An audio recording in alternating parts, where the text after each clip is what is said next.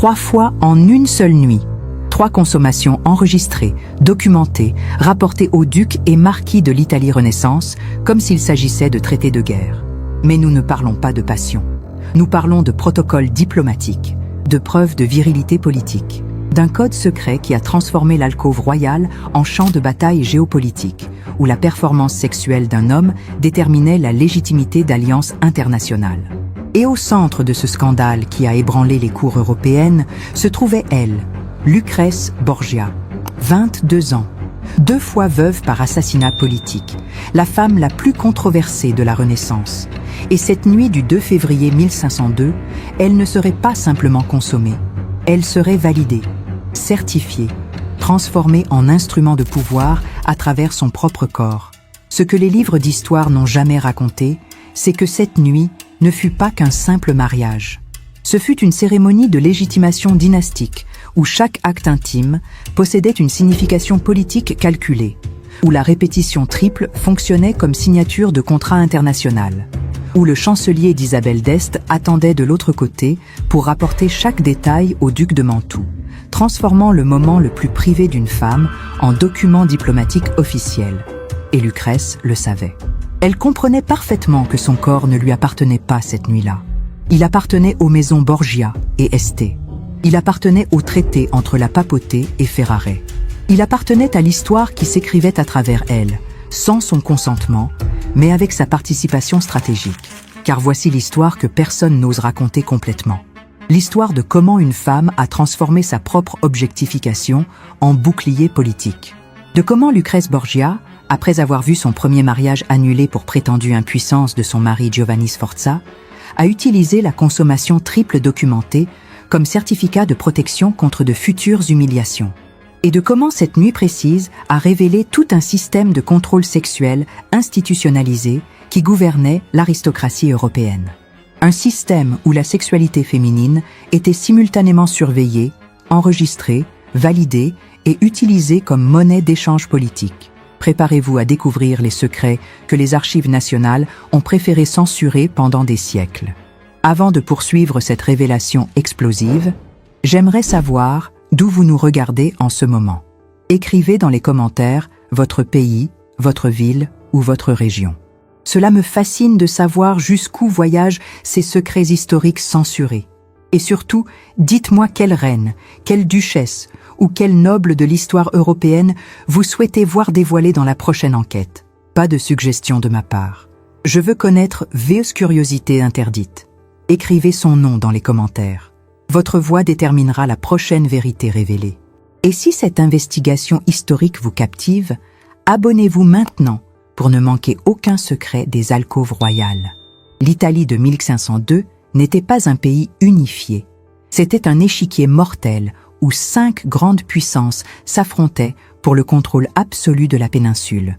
Le royaume de Naples au sud, les États pontificaux au centre, la République de Florence, le duché de Milan au nord et Venise à l'est. Chaque mariage aristocratique représentait un traité militaire déguisé. Chaque alliance matrimoniale déplaçait les frontières invisibles du pouvoir. Et dans ce jeu dangereux, les Borgia étaient devenus les maîtres incontestés de la manipulation dynastique.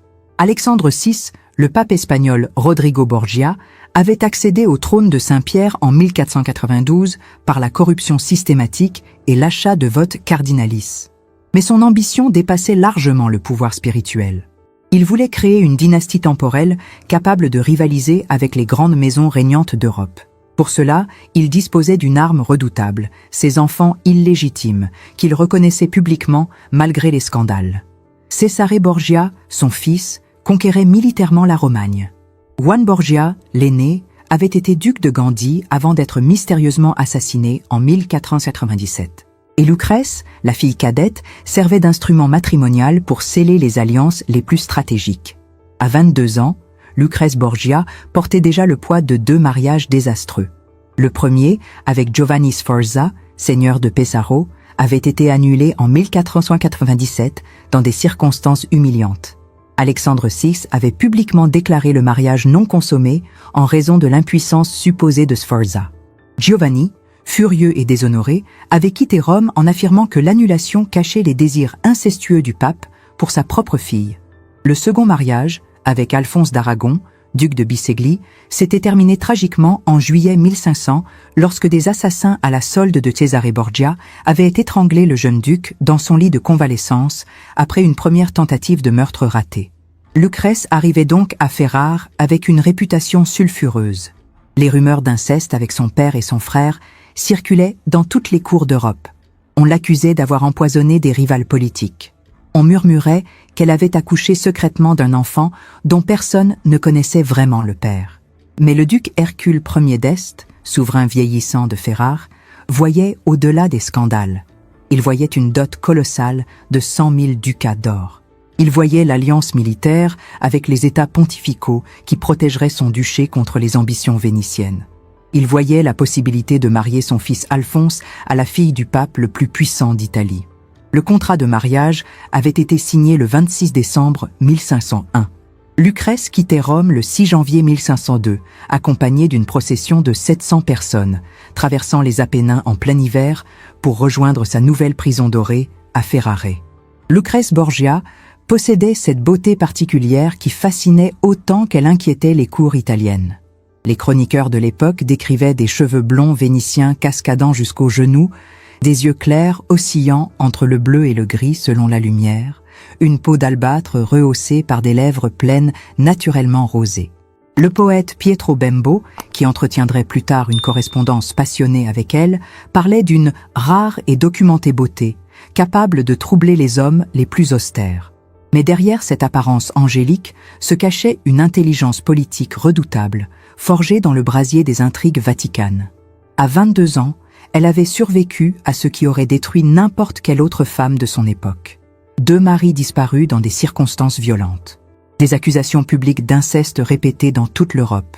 Une annulation matrimoniale basée sur l'impuissance supposée de son premier époux. Humiliation suprême dans une société obsédée par la virilité masculine. Elle avait appris que son corps n'était pas le sien, qu'il appartenait aux stratégies politiques de son père, qu'il servait de monnaie d'échange dans les négociations entre États, qu'il serait utilisé, évalué, certifié comme on authentifie un document officiel. Face à elle se tenait Alphonse d'Este, 25 ans, héritier du duché de Ferrare, physiquement imposant, doté d'une force peu commune développée dans sa propre fonderie où il fabriquait personnellement des canons. Contrairement aux courtisans raffinés qui peuplaient les palais italiens, Alphonse préférait le travail manuel à la poésie, les machines de guerre aux sonnets amoureux. Musicien exceptionnellement talentueux, capable de jouer de multiples instruments, il manifestait néanmoins peu de patience pour les subtilités diplomatiques et les gestes courtois obligatoires.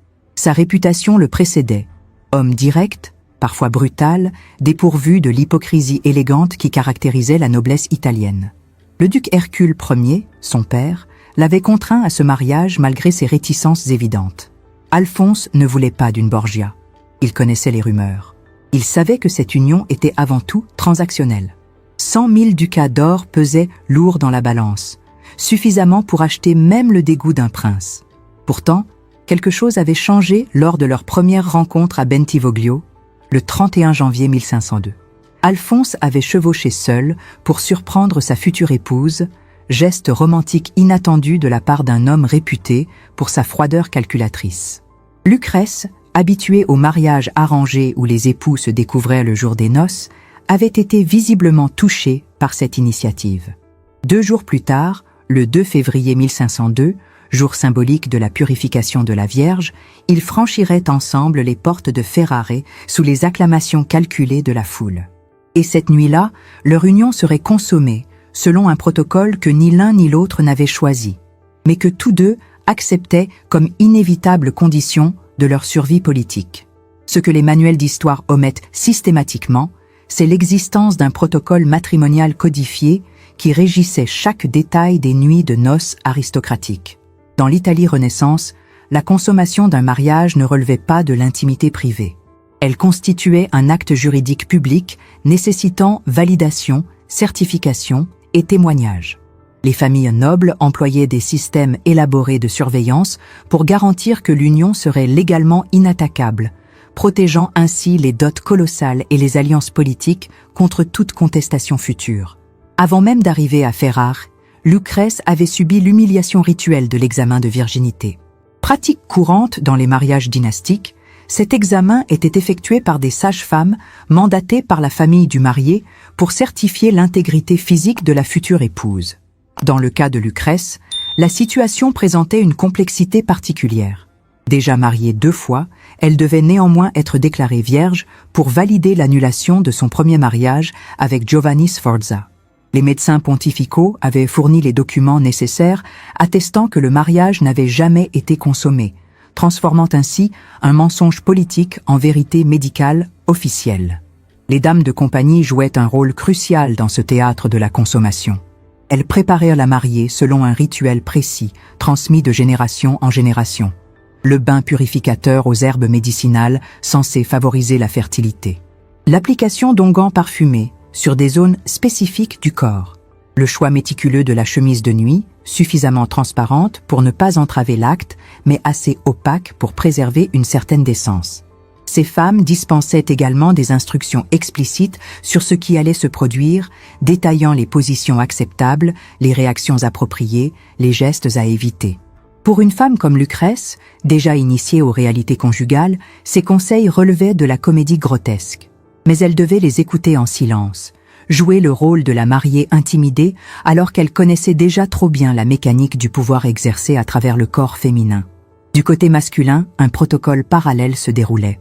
Les témoins nobles sélectionnés par les familles accompagnaient le marié jusqu'à la chambre nuptiale. Leur présence garantissait que l'acte aurait bien lieu, éliminant toute possibilité de contestation ultérieure. Dans certaines cours particulièrement rigoureuses, ces témoins attendaient à proximité immédiate de la chambre, écoutant les sons révélateurs de la consommation. Le drap taché de sang virginal serait ensuite exhibé comme preuve tangible, conservé parfois pendant des années, comme document juridique authentifiant la légitimité des héritiers futurs. Mais le cas de Lucrèce et Alphonse introduisait une dimension supplémentaire dans ce protocole déjà invasif. Après l'humiliation publique de l'annulation avec Sforza, basée sur l'accusation d'impuance masculine, la maison d'Este devait démontrer de manière irréfutable la virilité d'Alphonse. La consommation unique ne suffisait plus. Il fallait une preuve excessive, démesurée, capable d'écraser définitivement toute rumeur. C'est ainsi que la consommation triple devint un certificat de puissance dynastique, un document vivant attestant que cette union possédait la force reproductive nécessaire pour générer des héritiers légitimes et perpétuer les lignées ducales. Le 2 février 1502, jour de la purification de la Vierge, Lucrèce Borgia franchit les portes de Ferrare dans un déploiement calculé de magnificence dynastique. Vêtue d'une robe à la française doublée d'hermine, un collier de diamants et de rubis ornant son cou, elle paradait devant une foule manipulée pour l'acclamer. Chaque détail de cette procession avait été orchestré pour transformer la fille scandaleuse du pape en future duchesse respectable. Les habitants de Ferrare, payés ou contraints, applaudissaient l'arrivée de celle qui apportait 100 000 ducats d'or dans les coffres ducaux. Isabelle d'Este, la belle-sœur redoutable, observait la scène avec un mépris à peine dissimulé. Cette femme au pouvoir culturel immense, mécène des arts et figure intellectuelle de la Renaissance italienne, ne pardonnerait jamais à Lucrèce d'occuper la place qu'elle estimait revenir de droit à sa propre mère. La rivalité entre les deux femmes commençait ce jour-là, alimentée par la jalousie, l'orgueil blessé et la lutte féroce pour l'influence à la cour d'Est. Isabelle avait stratégiquement positionné son chancelier personnel dans l'entourage proche des nouveaux mariés. Cet homme aurait pour mission de rapporter chaque détail compromettant, chaque faiblesse exploitable, chaque information susceptible d'être utilisée contre la Borgia. Après les festivités publiques obligatoires, Lucrèce fut conduite vers ses appartements privés. Les dames de compagnie effectuèrent les préparatifs rituels pendant qu'Alphonse accomplissait de son côté les formalités masculines. Contrairement au mariage où les époux se découvraient totalement le soir des noces, Alphonse et Lucrèce s'étaient déjà rencontrés 2 jours auparavant à Bentivoglio. Ce geste romantique inattendu d'Alphonse, chevauchant seul pour surprendre sa future épouse, avait créé entre eux une complicité fragile mais réelle. Ils n'étaient pas amoureux, mais ils partageaient la conscience lucide de leur instrumentalisation mutuelle. Lorsque les portes de la chambre nuptiale se refermèrent, le protocole diplomatique prit le dessus sur toute velléité d'intimité authentique. Les témoins nobles attendaient à proximité, garantissant que l'union serait effectivement scellée. Le chancelier d'Isabelle d'Este se tenait stratégiquement positionné pour recueillir les informations qu'il transmettrait ensuite au duc de Mantoue. Cette nuit ne leur appartenait pas. Elle appartenait au traité entre États pontificaux et Ferrare. Elle appartenait à l'histoire dynastique en train de s'écrire. Elle appartenait au système de validation sexuelle qui gouvernait l'aristocratie européenne. Ce qui se produisit alors dépassa les attentes diplomatiques habituelles. La consommation ne fut pas unique, comme le voulait la norme. Elle fut répétée 3 fois au cours de cette même nuit. 3 actes distincts, 3 validations successives, 3 preuves accumulées de la virilité d'Alphonse et de la fertilité potentielle de Lucrèce. Le chancelier nota méticuleusement ces informations dans son rapport officiel, transformant l'intimité conjugale en document d'État. Cette répétition triple ne relevait pas de la passion débridée. Elle constituait un protocole calculé, un certificat de puissance dynastique destiné à écraser définitivement les rumeurs d'impuissance qui avaient détruit le premier mariage de Lucrèce. Le lendemain matin, les cours italiennes recevaient la nouvelle par messagers officiels.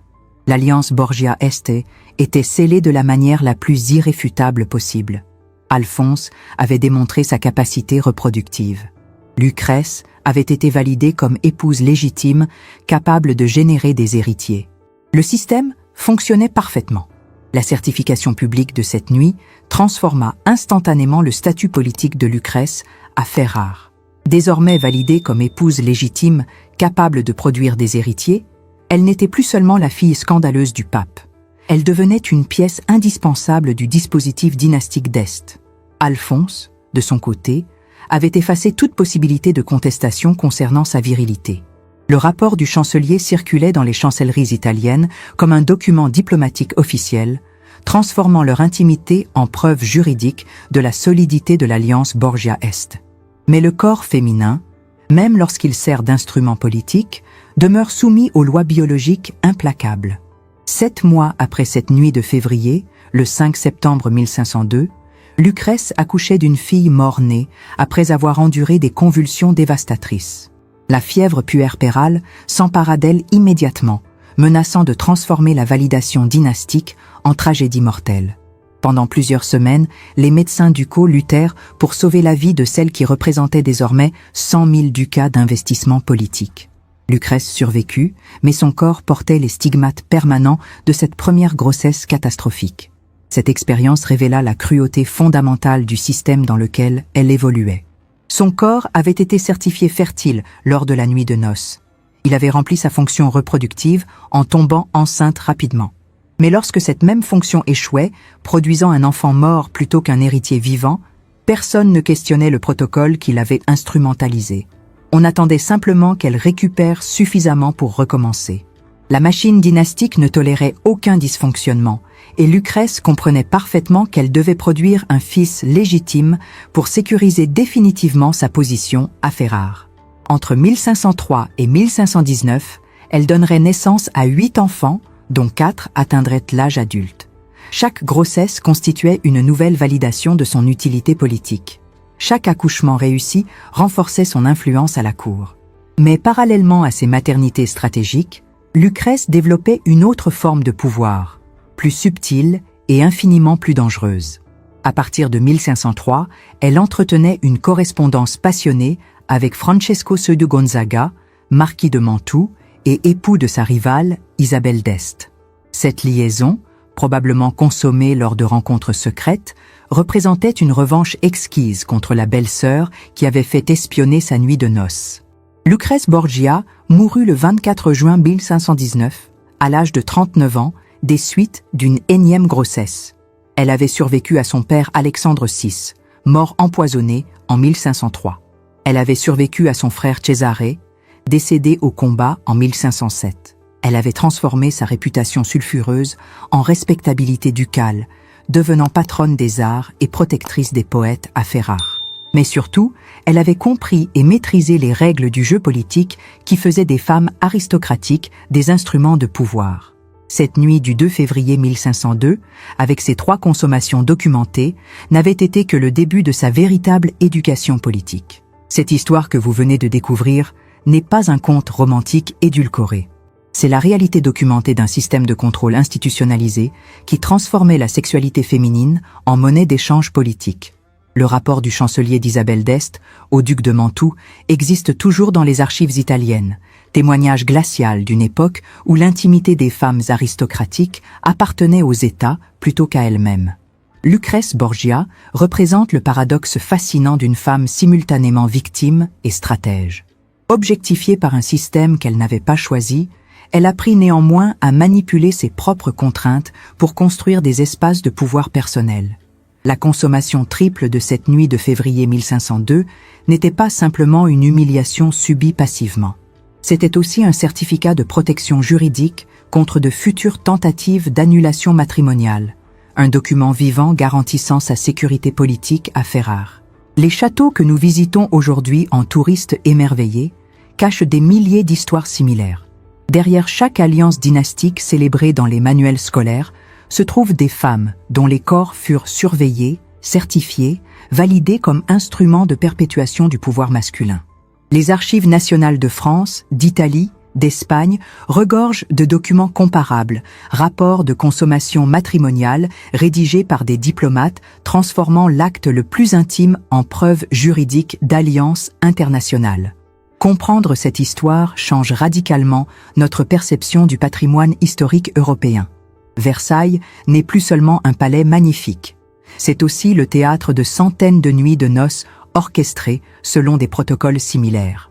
Les portraits de reines et duchesses accrochés dans nos musées ne montrent plus simplement des femmes élégantes, mais des survivantes d'un système qui faisait de leur fertilité une affaire d'État. Si cette révélation vous a fasciné, si vous souhaitez découvrir d'autres secrets censurés de l'histoire européenne, abonnez-vous à cette chaîne. Les prochaines enquêtes dévoileront les protocoles de surveillance sexuelle utilisés par Catherine de Médicis à la cour de France, les examens de virginité imposés aux princesses Habsbourg, les rituels de consommation de la cour impériale russe. Ces vérités dérangeantes méritent d'être connues, comprises et transmises. L'histoire officielle préfère le silence pudique. Nous choisissons la révélation documentée.